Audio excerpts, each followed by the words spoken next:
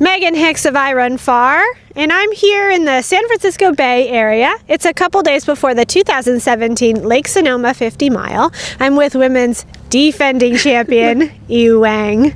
Hi. Hi, Megan. I'm in your hood right now. I'm at your school. Yes, so this is part of our campus. My school is located on the St. Vincent's campus, which is an old Catholic church property that now rents its space to a lot of different schools and educational facilities. And we've interviewed you a couple times now, but we've never asked you what you do for a living. You're a teacher. Yes, I teach 8th grade, and I'm also the Dean of Curriculum at Gate Academy, which is a small private school here in San Rafael. So that must mean that you're gifted with a lot of patience. Yes, every time I tell people I teach 8th grade, they say, wow, you must have a lot of patience and fortitude. And I always say it's a job that's never boring, and I really enjoy the challenges that come with it. Okay, and I really have to know, teaching like the upper end of middle school, what % is actual teaching and what % is navigating human being social interaction stuff? So at our school, we emphasize skill building and social emotional learning. We luckily have a student population that is, in general, very open to learning and very excited to learn. And so as far as being in a teaching environment, I think it's probably the best setup I could possibly imagine. Okay. And I feel very fortunate that I don't have to deal with a tremendous number of behavioral issues that other middle school teachers face. Got it. So I'm very lucky in that regard that we can focus a lot on education and academics. But, you know, a large portion of our curriculum is also how to be a good human being. So, Brian, is it okay? Sorry. I recently learned about you that you're a doctor. I'm a doctor? Aren't you a doctor? No. Okay. Do you have a graduate education in physics or something? In chemistry. Well, I studied chemistry and then biology. Okay. How much of your time do you spend sort of working back in that field now as a teacher? So our school curriculum is pretty science focused for much of the year. We have a pretty non-traditional school calendar where our school year is divided into 6 blocks, and each block focuses on a particular topic. Oh. And half of them are sciences and half of them are humanities. Oh, that's interesting. So for half the year, we're doing things like physical science, which is chemistry and physics, or life science, which is biology, and then half the year we'll have a more humanities-centric curriculum centered around art and culture, or literature, or, you know, society and government, for example. Oh, that's a really interesting school layout. Yeah, so I really enjoy it because I teach a lot of math. So all of us teachers do one math class, and then the rest of the year I get to sort of design my own curriculum based around these interesting topics that will serve the kids in their growth as learners, but that also intrigue me. Yeah, that's interesting. I like it. Yeah, it's pretty cool. So let's talk a little bit about this race this weekend. You're the defending Lake Sonoma champion. Yes. You got a bunch of women coming up into your hood. I know. Fortunately, 2 weeks ago, I was able to get out onto the course and do basically a full lap of the lake. You mean your course? My course? No, it's John Medinger's course, let's be honest. He knows it way better than anyone else. And as everybody probably knows, we've had a pretty rough winter in Northern California, and so we've had a lot of rain, a lot of storms, a lot of downed trees. And I really wanted a chance to see what the trail conditions were, because for a lot of the races I've done this spring, you know, with Formidable and Chuckanut, the trails have been a mess. Yeah. And you come off looking like you've rolled around in mud. Yeah, and actually Lake Sonoma is in fairly good shape with the trails. I think the main problem they had was downed trees.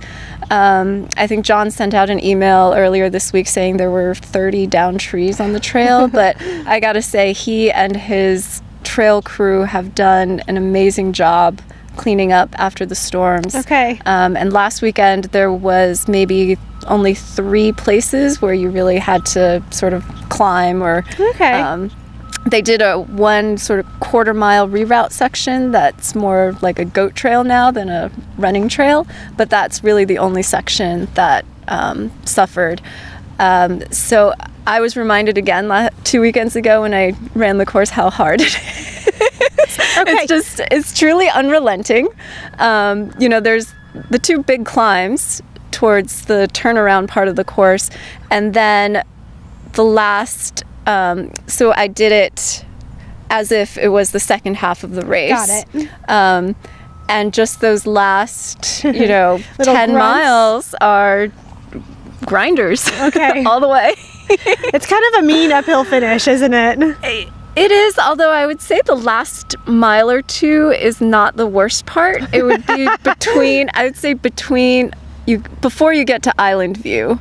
I think that's the hardest part of the course because you haven't gotten to the last aid station yet. You've seen the same thing for miles and miles, like the lakes on your left, and then you go in and out and up and down. And also in that part of the course, it's really hard to see if anyone's in front of you or behind you. And so I noticed that last year it turned out that there were 2 men who were maybe just a minute in front of me that whole time, but I had no idea. And so it's a little bit harder to motivate in that section because you can't gauge yourself. You don't have anyone to shoot for. It's very mentally challenging in that section.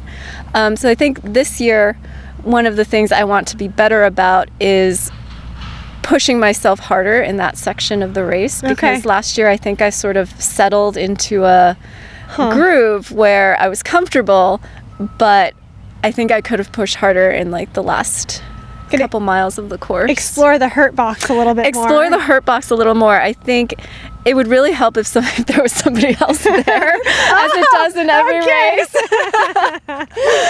So you're wanting it to come down to the final couple miles. This will be fun. Yeah, well, I don't know. You know, you never know how the race is going to play out. I know that I can't go out too fast because of the unrelenting nature of the course. You know, it doesn't feel like you are working that hard in the beginning because there aren't these huge climbs, but everything is adding up to your fatigue towards the end of the race. And you have to focus on your fueling and just stay alert.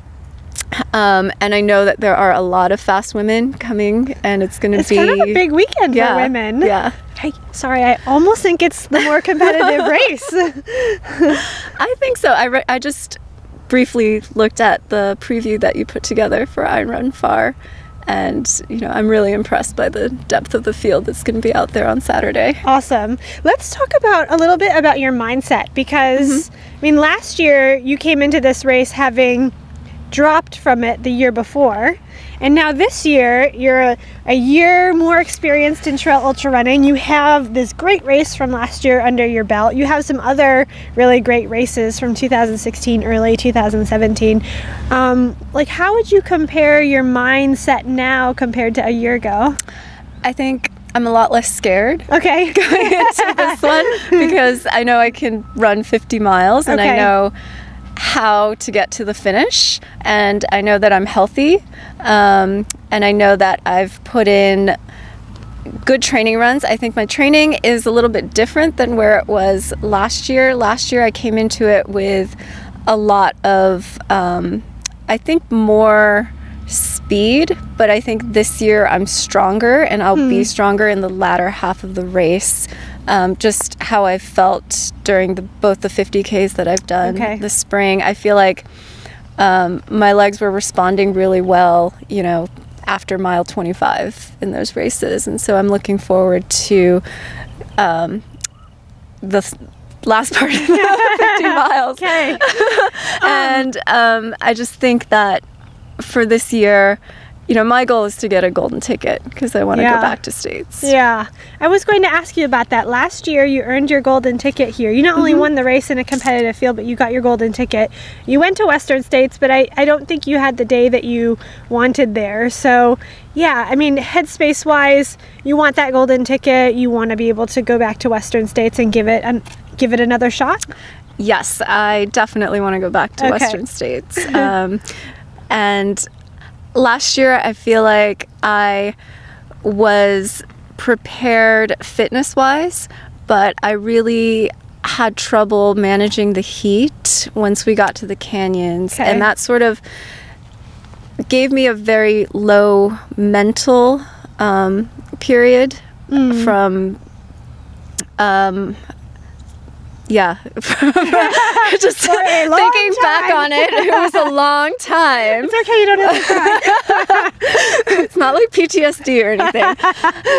And I really want to go back and sort of create better memories from that experience, and also because I know that I can get to the line fit and ready, and then I've learned all of these things from last year's experience at Western States.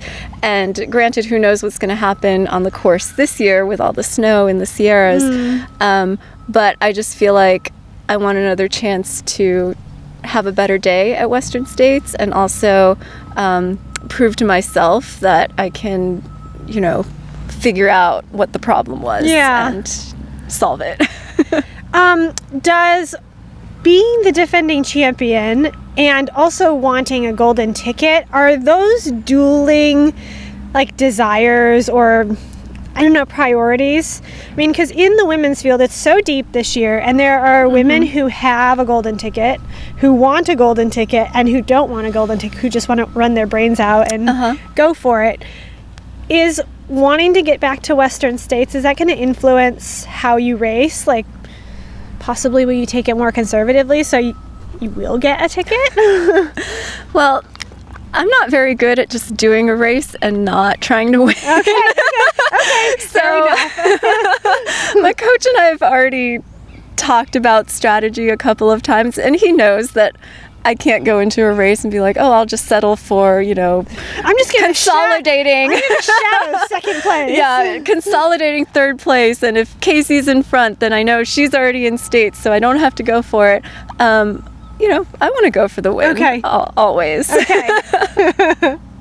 So a necessarily like slightly more conservative game to ensure a golden ticket, probably not going to happen. You're going to run to defend your... I think the overall goal will be to run within myself as much as possible and give myself a chance to have a strong race. I think that as I've done more ultras, my mindset has changed a little bit in how I approach the racing aspect, because it is such a long period of time that you can't really focus on just the racing aspect for 7 hours and change, and so for the first part of the race, you know, it'll be a lot about effort management and fueling and just focusing on these little things, so that, you know, at the turnaround I can assess where everyone is and how the race might play out in the second half,